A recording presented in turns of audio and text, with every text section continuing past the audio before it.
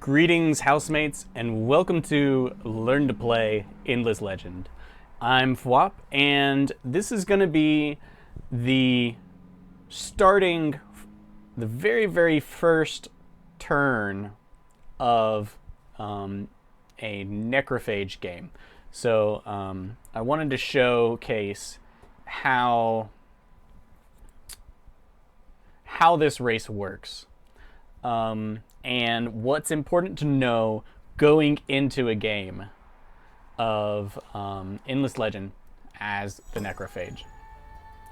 Alright, so if the Draken are in your game, you're going to get this because the Draken automatically know everyone's starting region. So they're always introduced to everyone at the beginning of the game. Which obviously helps them work out negotiations and stuff. Alright, very first thing you should do is zoom all the way out.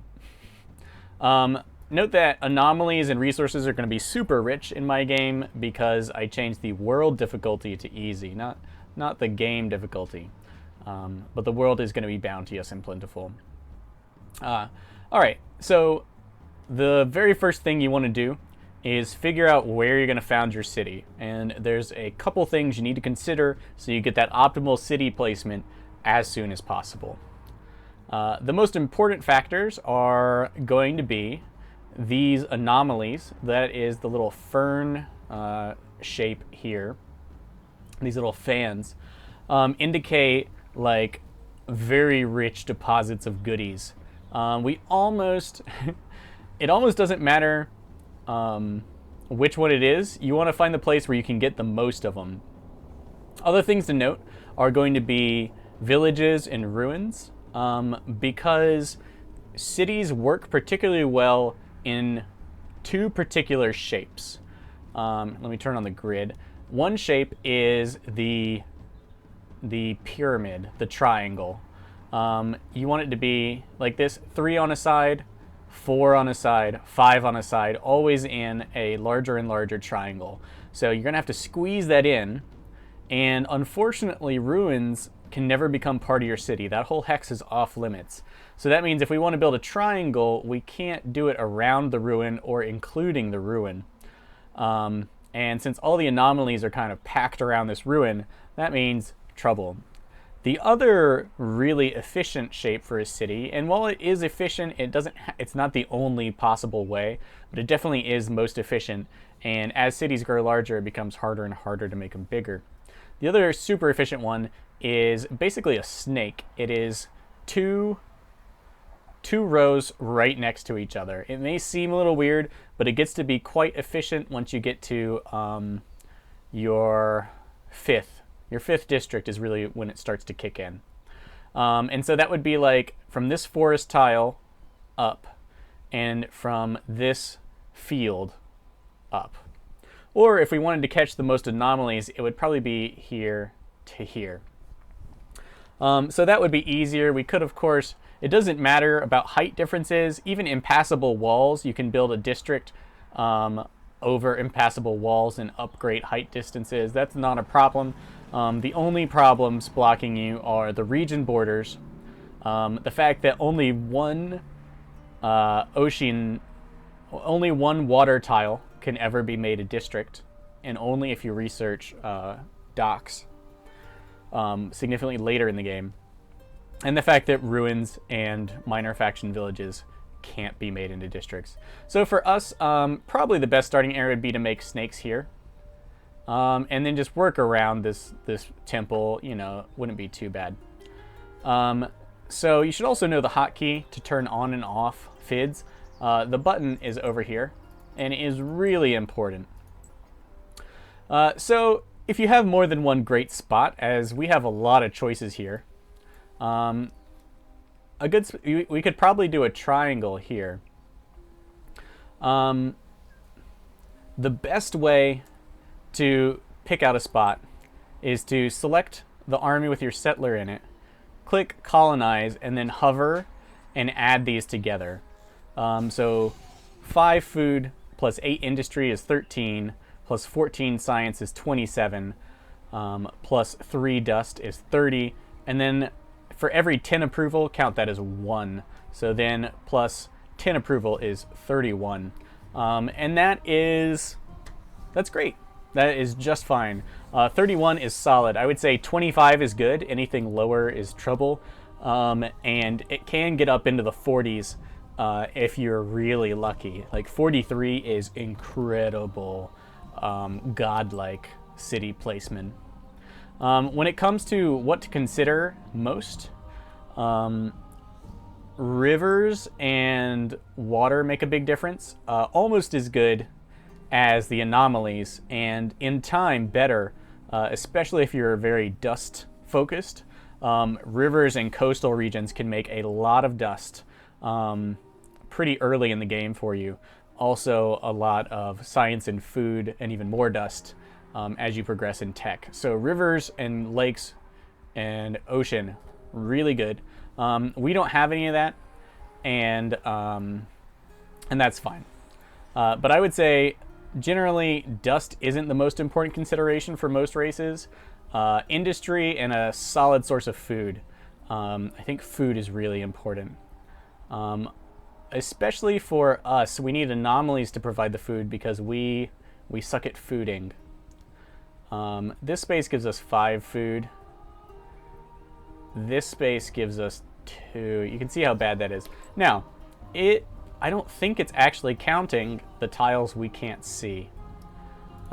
We can check right here. Here we're getting 15 industry,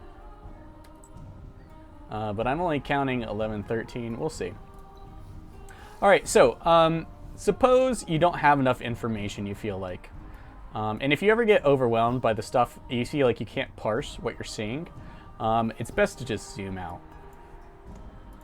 So we want to know a little bit more about what's over here. This looks like the best place to put a city. Actually, first thing I'm going to do is activate this temple since I'm right next to it. And temples are free actions. There's absolutely, you can't ever lose the ability to do something by activating one of these. All right, we got 5 titanium. Plus, if you have a hero assigned to the army, when you activate it, they get 10 XP. So we immediately got, or 8 XP? Whatevs. Okay, so zoom out. Also, this whole vision of stuff can get really overwhelming real fast. So pick one person in your army, left click them, and tell them to move out. Move out, son. I think he doesn't want to move over the temple. Fine. Oh, okay. You can only split them. You can't split them. Yeah, they have to split into a hex nearby. So then this guy's got 4 movement. Note that every army you have that is hex filled with troops has a separate upkeep. So it's costing us more dust to split up like this. And remember that your city can never use tiles outside of the region it's in. So this pulsing border right here is like the limit for our city. Let's send this guy up.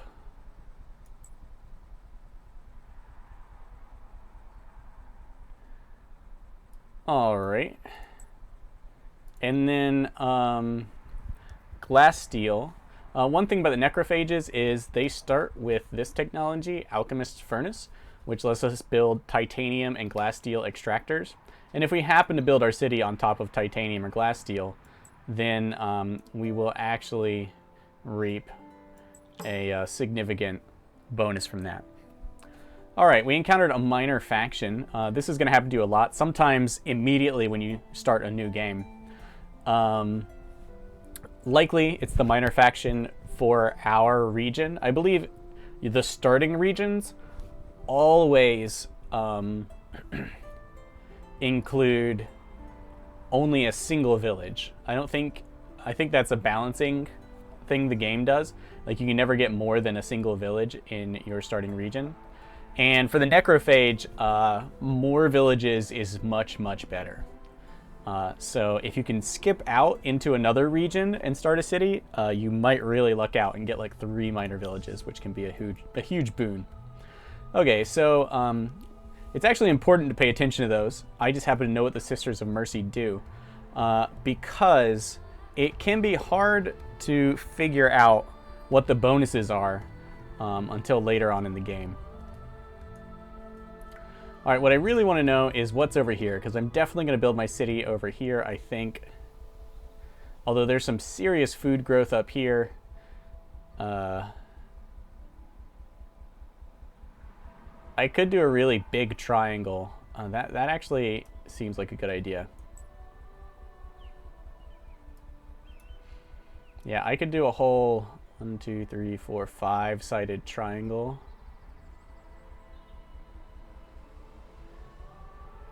And that would actually catch all of these anomalies without being inefficient, right?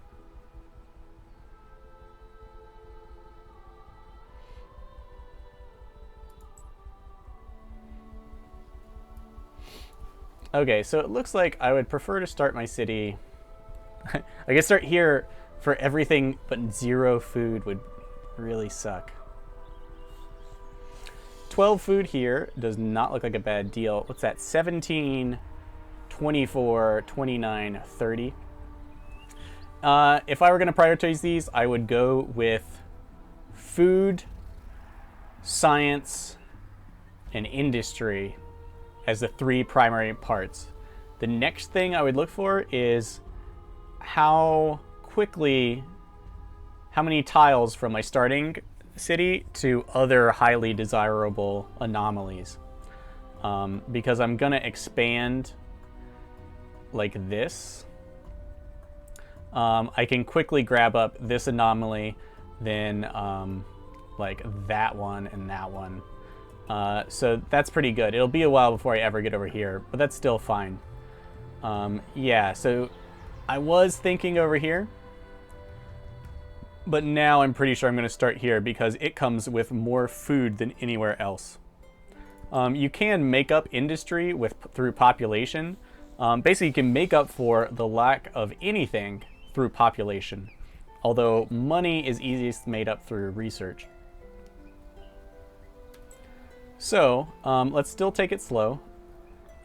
We're moving our settler now, so we're moving into zones of no return. There's titanium. Okay, it doesn't really matter. If you're not going to build it right on titanium or glass steel, then it doesn't matter. Let's go one more step. Oh ho. So there's pretty sick food up here, but no industry. Note also you can build a city even if you're out of action movement points, which are different from action points. Okay. Simple enough. This is where we're going. 5 of anything is a nice, like, that's low, but acceptable. Less than 5 of any particular resource is bad. Any amount of approval is great. And 10 or more of something is pretty fantastic.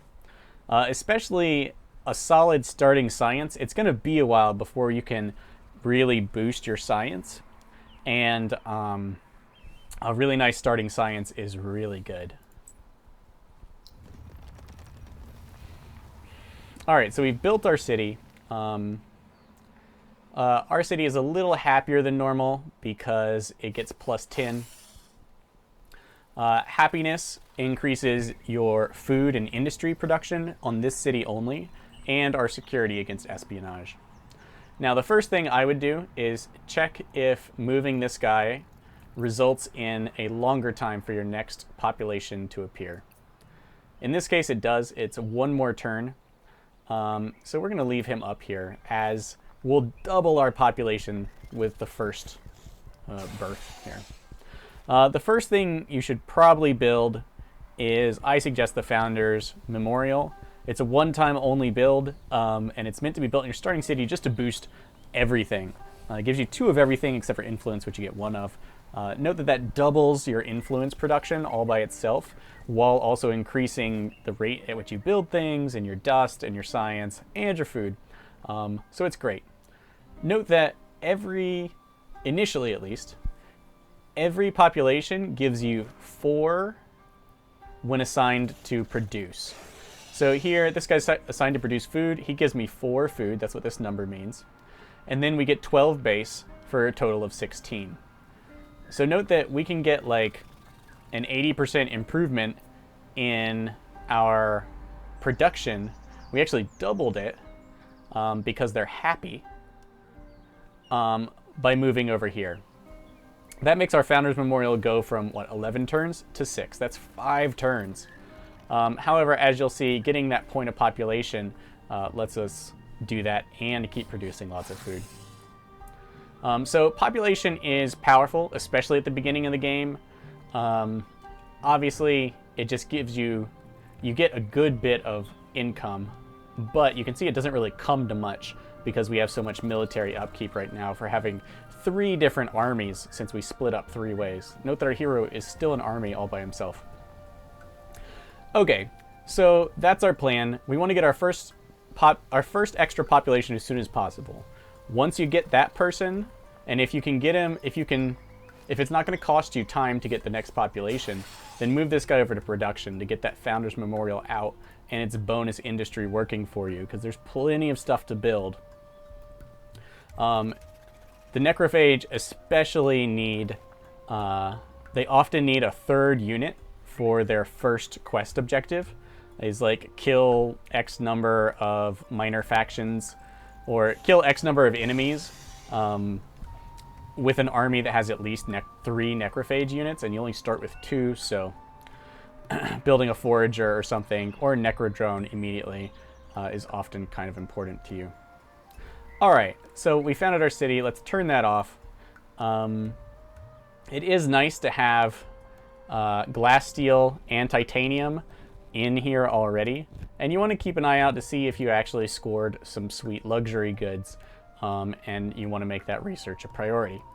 Speaking of research, that's what we're going into right now. Alright, so we start off with 2 tier 1 researches already. Alchemist's Furnace, which allows us to build titanium and glass steel extractor. Those are the Era 1 strategic resources.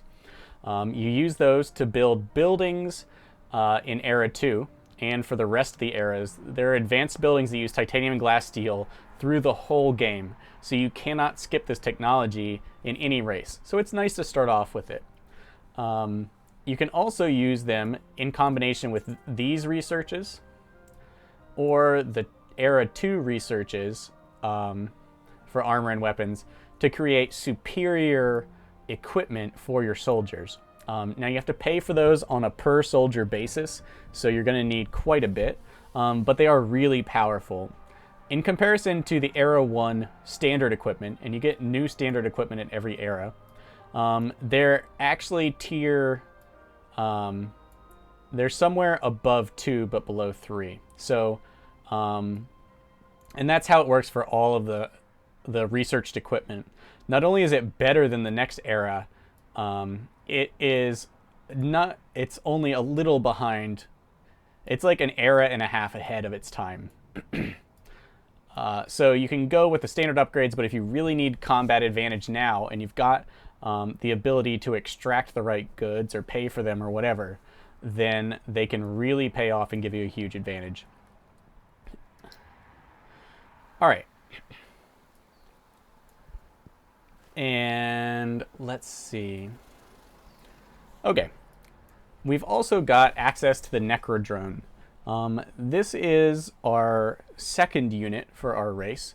The third is the Proliferator in Era 2, which will really let you take off on a murder spree if you feel like it. The Necrodrone is a powerful flying unit because it's flying and has 3 combat speed, and it has 6 land speed, which means these puppies can really get around. Even during winter, they can still get a move on. It's got high attack and high damage. It's fairly tough. They're fast. They cause disease just like your regular forager type units. And they'll always have a decent counterattack with the sweep strike back. The sweep strike back means that if let's look at it on the grid. Okay, you see my hero here, if I were attacking, I can't do it. Basically, okay, here's the grid. Imagine this titanium is an enemy and this forager is me, and I have sweep strike back. Enemy attacks me. Then anyone who's adjacent to both of us, which is this hex and this hex, are also going to be hit by my retaliation, as long as they're enemies. So if you're inside the concave of enemies and you have sweep strike back and one of them hits you, especially the center one would be great, then we'd hit all three of these. And at higher levels, it actually does more damage than your regular attack, which is especially good for, flying units with high mobility, because they can really get in there. Anyway, Necrodrones are great. Very powerful, fast attack units. Not the toughest things in the world, but they're just great. We can build them right off the bat. They are kind of expensive, but whatever. I often don't build them for quite a while because the foragers are just fine and cheaper. And there are many important things to build. So, there are a couple technologies you cannot pass up in the early game. The mercenary market is absolutely critical. This lets you hire other heroes. If you never get this technology, then you can never recruit for money other heroes. You have to get them through quests. And that is the only way you'll ever get more heroes. And heroes are super good, and you want them early so they can gain levels over time. Though they will cost you plenty of dust in upkeep as they level up. Still, they can be really powerful as governors, as leaders of your armies. It also lets you hire mercenary units. I've never found that to be super useful, but they can be quite interesting. So we have 2 Era 1 techs, and it takes 9 techs to unlock Era 2.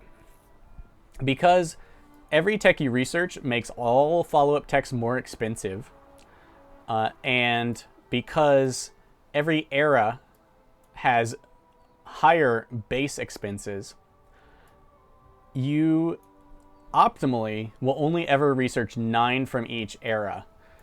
So the problem is eras 1 and 2 have a lot of foundational technologies that you absolutely need. And you have to know what those technologies are to plan out your whole tech strategy.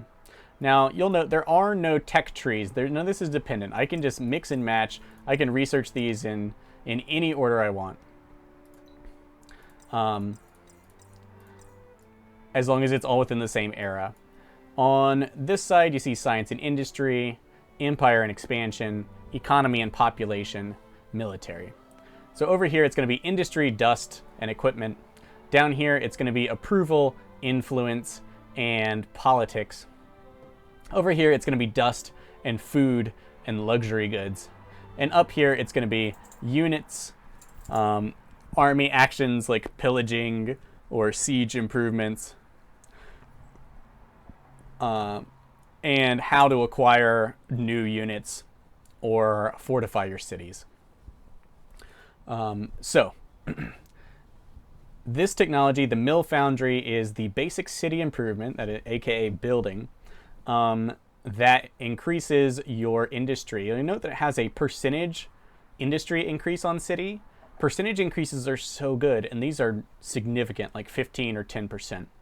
So there's an industry one, there's a food one, there's a science one, and there's a dust one, all on Era 1. It's so hard to pass any of these up. You have to know exactly what you're doing, or you have to have a race like the what are the lords? I forget their name. Anyway, the suits of armor that don't use food, or the forgotten that don't use science. Also critical are luxury resources. You're going to want to be able to extract these if there are any in your starting area. I would say it's almost a must-have if these exist in your starting area. as the boosts from the luxury resources are so good. If there's a river, if you manage to build on a river, you can immediately exploit it for tons and tons of extra dust. Same way for sea or lake tiles. Note that these buildings only work during the summer, but there is a lot of summer in the game, as winters start off short and far between, although they do become more often. Also, for even more science, +2 on terrain with science. So you need to look at if there's a lot of science producing terrain around you. And then the Center for Mineralogy. So these are 2 separate city improvements. One gives you a bonus for terrain with science, and one gives you a bonus per population you assign to produce science. You can only build it once in your empire, but that's a great way to supercharge your science. The same for food production. 2 different city improvements. The first one gives you a flat food bonus and a percentage increase, and the second one gives you the ability to, for each person you assign to produce food, gets 5 more food. That's more than doubling the food gains, and is crazy good, especially for the Necrophage.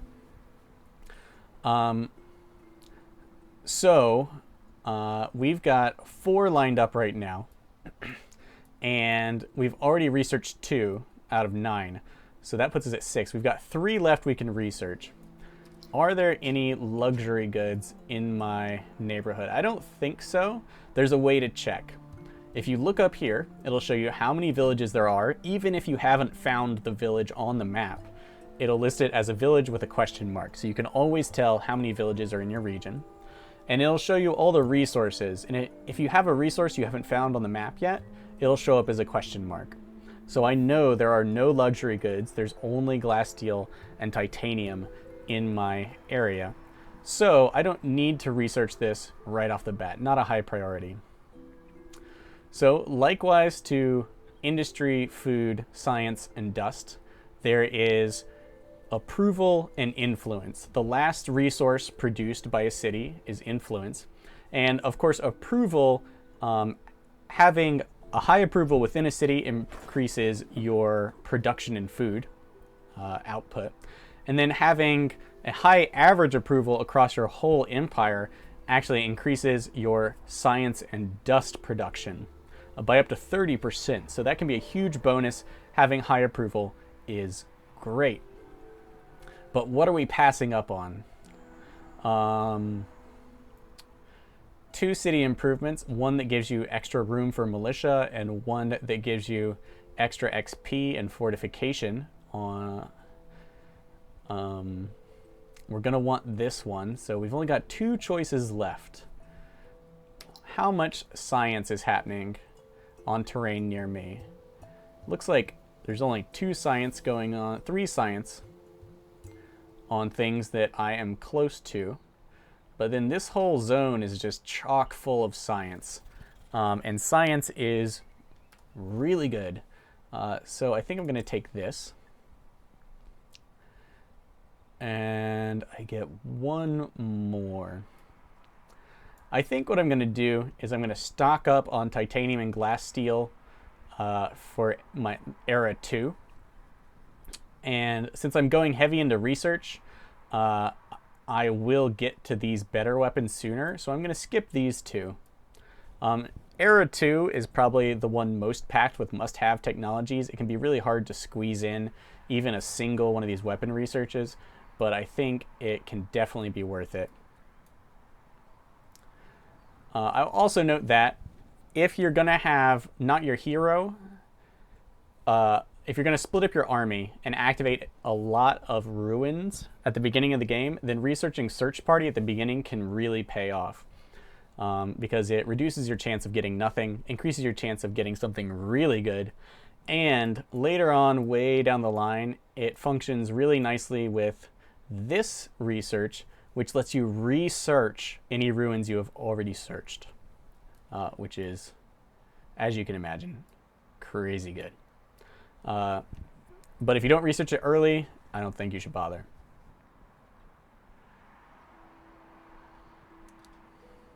All right, we will have to research this at some point. I think I will be extracting Will we? Will we, though?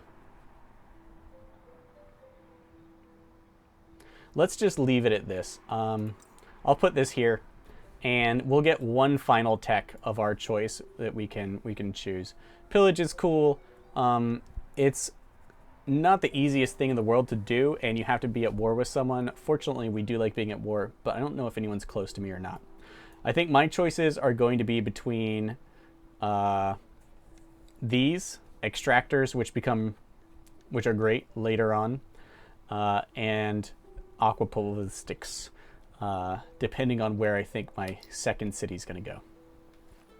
All right. So we've planned out our city. We've planned out our research. We're building the basics. It's always good to have two things lined up to be built. I'm going to go ahead and put glass steel down as the first one. Because if our production overflows here, say we end up with 66 production when we complete this, that extra 6 will go to your next project unless you don't have one, in which case it'll be wasted.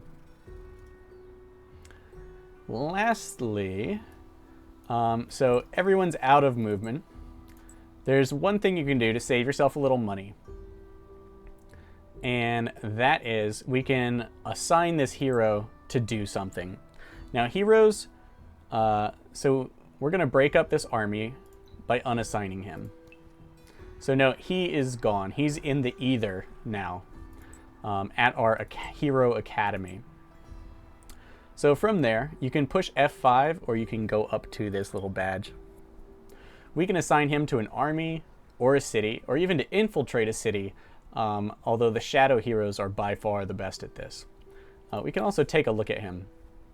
I haven't gone over equipment and stuff, I'm not going to, but one important thing to note is what your hero can do as they level up. Our first hero, we want to be a governor for the Necrophage faction. So depending on their class, if they're infantry or support or cavalry, they will have different skill selections over here on the left. I'm not sure if you can be cavalry. Everyone has the same skills here in the middle. And then each faction has different skills over here. And you can hire heroes from other factions. They won't have necrophage skills. They'll have whatever skills their faction they normally belong to. So it's great to hire a shadow hero to do your infiltrating for you. The Necrophage faction, the faction one is what you really want to look at and see what you can squeeze out of it. One of our starting powers gives 8 food, and then 8 more food, and then 14 food on top of that. So for 3 skill points, by level 4, our hero can be providing 30 food when he's assigned as a governor to a city. That's awesome. Also, later down the line, they can increase food production by 15%, including the food he's already adding, and then 15% again and again. So 45% food increase plus 30 base food means that we can have a governor in fairly short, I mean, it'll be quite a while before we can get to all of these, but we can have a governor who really ramps up the food production in an area and is great for taking over those newly acquired, newly created places. So note that not only do you get XP for killing and all sorts of every army action, killing enemies, you also get XP when you're the governor of a city that builds something. And the XP seems to be about 7.5 or 8% of the production of the thing. So if we were going to produce this Founders Memorial, it costs 60 production to build. We would probably get something like 8 XP out of that. When you have really high production cities, being a governor is a great way to level up any hero, even one that doesn't specialize in governing. As is, since things build super slowly, being a governor is a big waste of time for your hero. So what are we going to do? We're going to assign him to an army. Now we could wait. I think I'm going to assign him to this army because they're going to be able to search this temple next turn. So all you do, you can go to the army and assign him there. or I can say assign to army and pick one. I can't tell these two apart, Gaz or Co. So I'm going to make sure I do it right by going here, assign hero, picking him, boom. Now, note, he has all his movement points. He won't slow them down. Every time you reassign a hero, they get everything back. Even though we already moved him this turn, if they could move, he can move just as far as he normally would be able to. You can also use this. Remember that heroes fight alongside your units and are generally about as powerful, if not far more powerful later in the game with the proper equipment than any other unit. So you can use assignments to really ramp up combat power in a zone unexpectedly or quickly, because they can travel any distance when you change their assignment. The only limitation is he can't change assignments for 5 more turns. Whether you make him a governor or not, whenever you assign them, they're locked down for 5 turns. One of the cool things about the Shadow faction is that they have an ability that reduces that time period so that they can infiltrate and then switch back to being governors, and then they can switch to an army. It makes them very flexible, which is nice. Okay, I believe I have done absolutely everything possible, and that's the end of turn 1. And I will go ahead and show you. Note that it's 4 upkeep per army. So at the beginning of turn 2, let's just call this the end of turn 1, you will receive your first quest objective. For us, this is in a nearby region. That would be an adjacent region. Make sure all the haunts villages are pacified. That's good news to us, because the haunts are flying, lightning shooting ghosts, and they're a good match for our race, because the disease ability of our units doesn't affect haunts. Lots of other heroes and minor factions, we can actually disease incidentally, which causes them to lose 10% of their health every turn, which is bad news. But haunts are immune. Haunts also increase your science if you adopt them. So I'm going to leave this video here. That was turn 1. I know it took a lot of time, but that's how you figure out your optimal start for the Necrophage.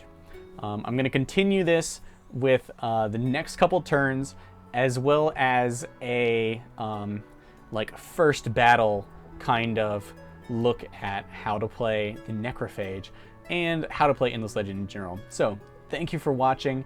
If you enjoyed or learned something from the video, give it a thumbs up. If you want to see more of my videos as they come out, then subscribe. There's going to be a lot more about Endless Legend. And as always, remember that it's all downhill from here.